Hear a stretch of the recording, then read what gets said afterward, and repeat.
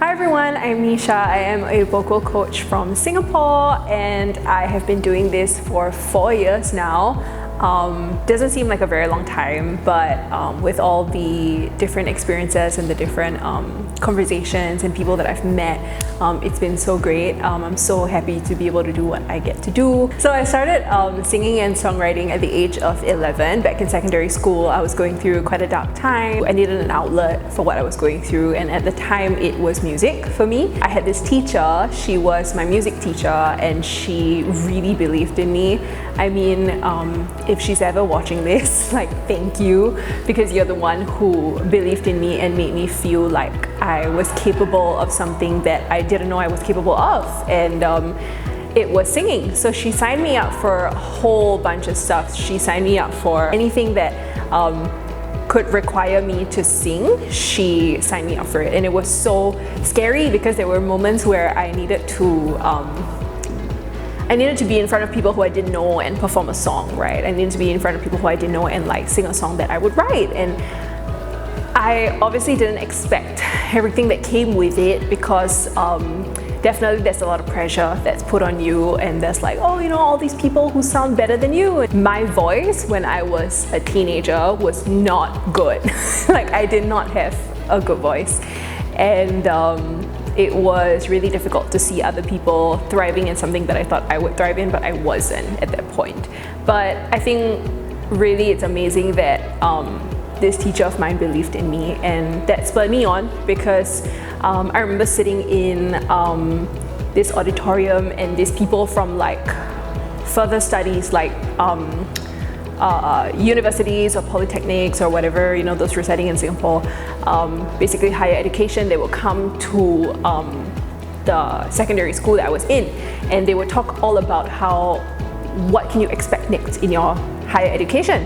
And they were like, oh, you know, so they like showed us like a little like board, right? And it was like a PowerPoint slide, and then it literally showed you like, okay, after secondary school you can go to polytechnic, you can go to junior college, you can go to there was some other place I can't remember, ITE, I think, different places. And then at the very last, like bottom part, it was in really small writing, it was art schools and like private schools. And I looked at it and I was like, I want that. The one in small print, you know. I had zero knowledge, zero background of music. I had no theory background, I had no oral skills background.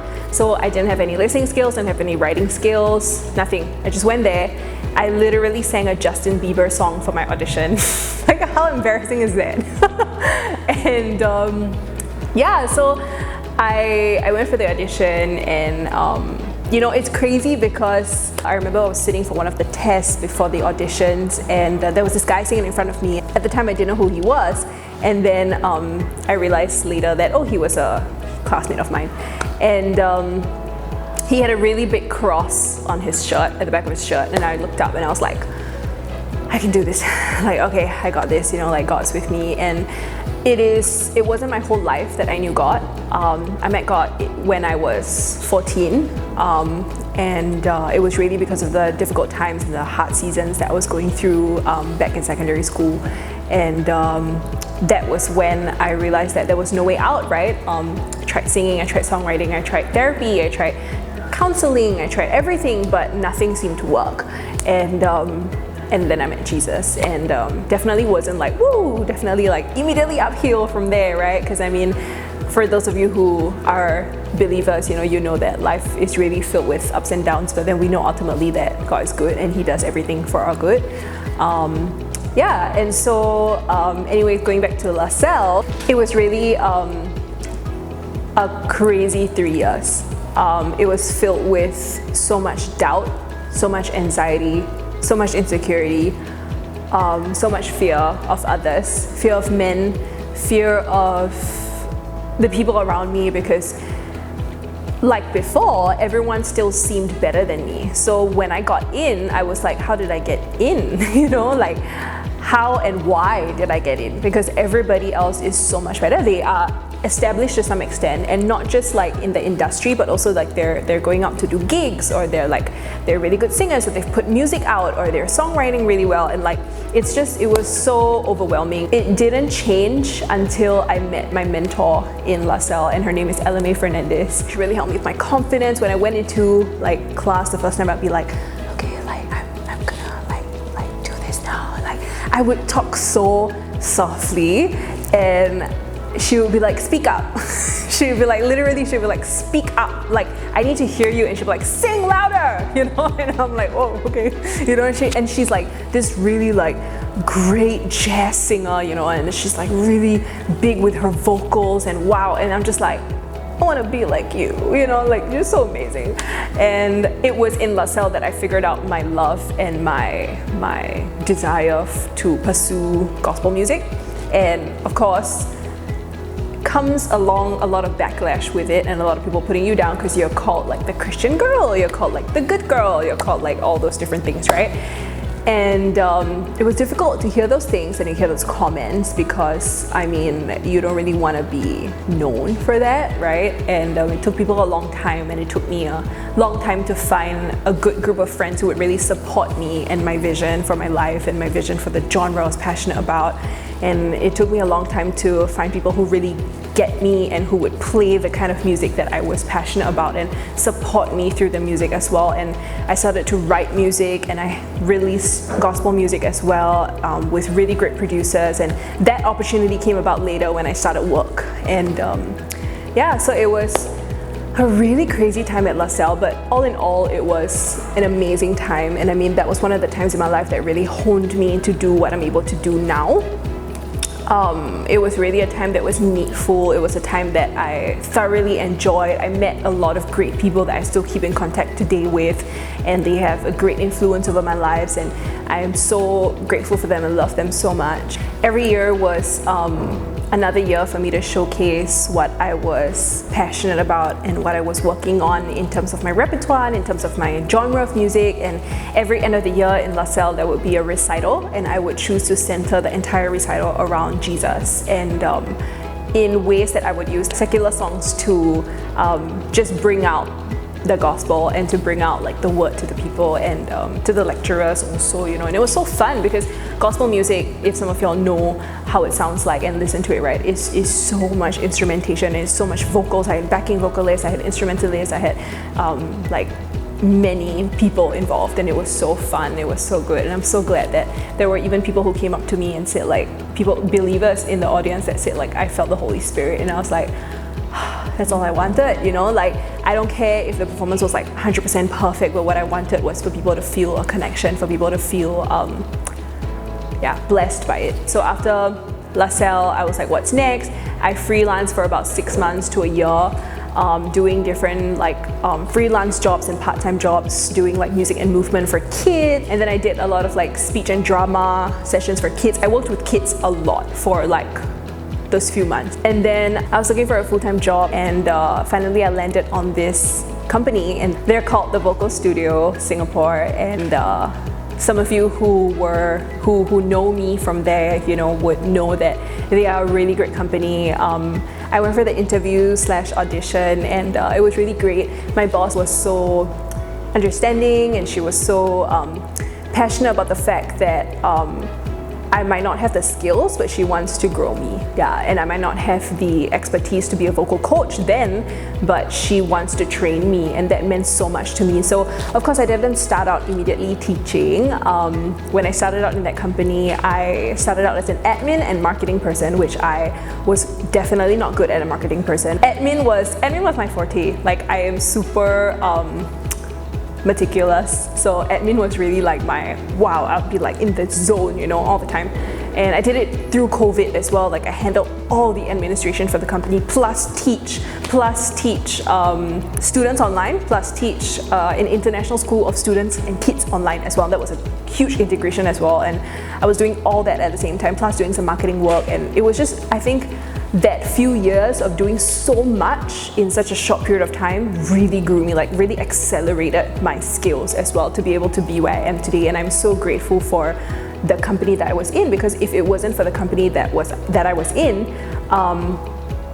I wouldn't be where I am today. I wouldn't be able to do the administration, have any thoughts of marketing, have any like ideas of how to even run a company today. It was because I had such a great mentor and leader in the vocal studio. It was so important for me to just stay faithful to the job. You know, I think when I look back, I'm like, wow, like the fact that I went through like, I think a year, more than that, or 2 years in that, I could have easily just been like, I quit, like I want a new job, right? Because like this is not what I signed up for. Like my contract says vocal coach, but I'm not a vocal coach, you know?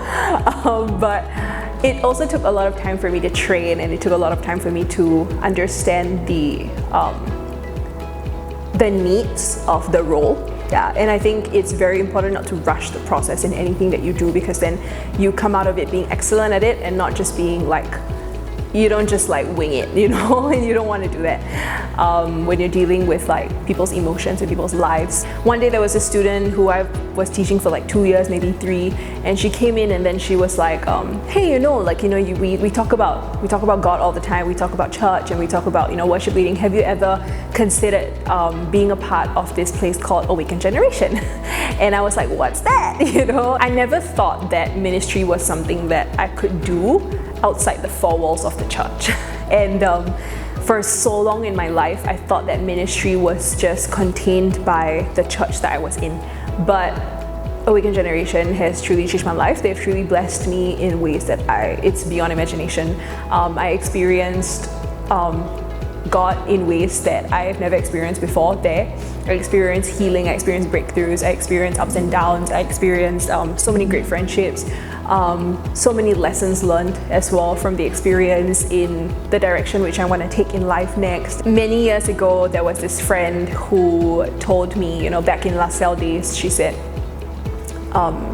you know, Nisha, you seem like someone who's pretty frantic and pretty like worried and things like that, and like because of everything I was going through back in LaSalle, you know, it was a pretty difficult time. And she said, if you ever get baptized, you should baptize yourself with the name Noah.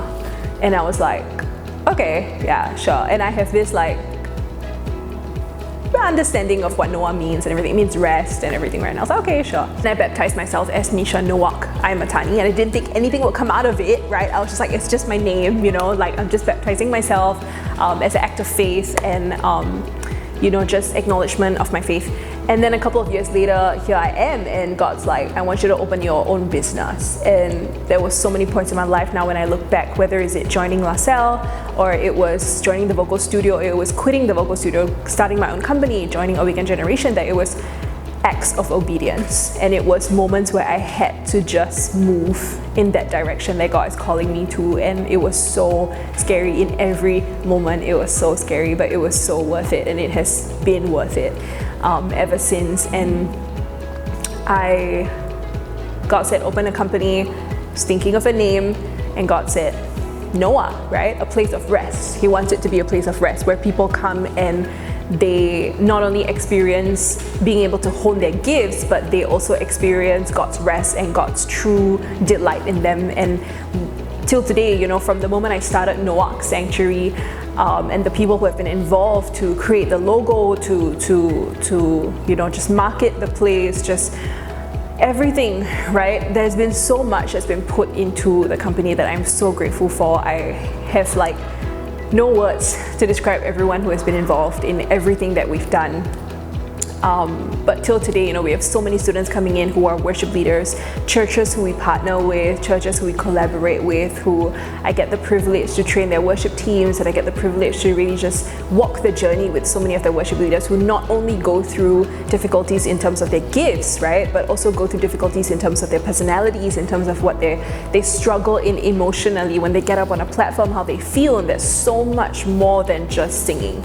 And vocal coaching is so much more than just singing. It's beyond me sometimes, and that is why it's so important for me to constantly know that receiving first is so important, and that my source is Jesus, and that is the most important to me. And it's the reason why I do what I do, and it's the reason why I chose to do what I do, to build a place and build a company that is refuge for so many people and is a place where people can feel safe at all times. If I heard how I sounded 14 years ago now, I would have never imagined that I'd be doing what I do today.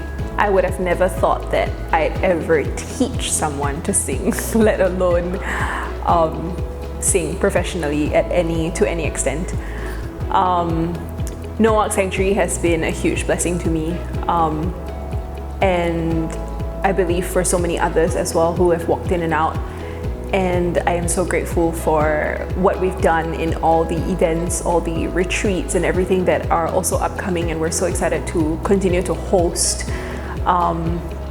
A lot of people ask me, can my voice be worked on? Like, are you sure? Like, I'm tone deaf, or like I can't sing, or whatever, right? But the reality is that you can. Yeah, anything is possible. And yeah, there's so much that can be done as long as you believe in yourself, and as long as you trust that the gift that you have is important and has meaning. I think it's crucial for us to always spend time honing our gifts and stewarding our gifts well, because you never know when it might be a blessing to someone else. With that, I am so excited to share that Noach Sanctuary is going to be expanding our business online as well as in Melbourne in 2025. So many of you have asked me what's going on? What are the plans? Or what are the changes that are happening? Or can I take lessons long term? And yes, you can, for sure, as long as you're okay with the fact that it's online. And I think it's going to be so exciting to be in a new environment. Again, this was another act of obedience for me, where God has led me to be associated with different organizations and take up different causes in Melbourne. And I'm not sure how long I'm going to be there for, but at this point, I would love for anyone to reach out if you need vocal lessons in Melbourne, or of course online if you are. All my students who are in Singapore, I would love to continue to see you guys online. It'll be such a blessing to continue to journey with you guys. I'm so excited. I'll be definitely sharing more about what's coming next. I won't be sharing it much in this video. I wanted this video to be a little something about myself, and for you guys to know me better as a person, and my history and my background, and who I am and what I've been doing my whole life till this point, and how much it took for me to really just be at the point that I am now. I've gone through so much, and I'm sure so many of y'all have gone through much as well to get to where you are, right? And we can all relate to the reality of working hard, but also really believing in the fact that God does all things for our good, and that we are blessed, and we can be so grateful for everything that we have. I'm so excited to celebrate where Noach Sanctuary is going to hit next, in whatever capacity. I hope that we can continue to do women's retreats every year in Singapore, so that you guys can continue to be involved. I pray to continue, meeting you guys, and I hope to just continue to stay in contact with every one of you also who don't get to do lessons online or whatever it is. And yeah, I'm so happy to have been able to share with you guys a little bit about myself today, and a little bit about who I am and who I am excited to be and become in the future as well. And yeah, so if you have any more questions, or you want to know more about the company, or more on how you can collaborate with us, or get to know what the company does, feel free to reach out. If you'd like to support what God is doing as well, you can check out our support page and our website to know what we do and how to support us, as I also transition into the move to Melbourne, and trust God for the finances for that as well, in any capacity of ministry that I'm doing there as well. And yeah, I hope you guys were blessed by today's little talk and get to know Nisha. Yeah, that is a little bit about my life before a vocal coach, and getting into the time that I am now, a little bit of my journey and my transitions, and how I came to be the person that I am today. There's so much more work to be done, and I am really excited to work on it. So here's to yet another great season ahead. I will see you guys soon. Bye.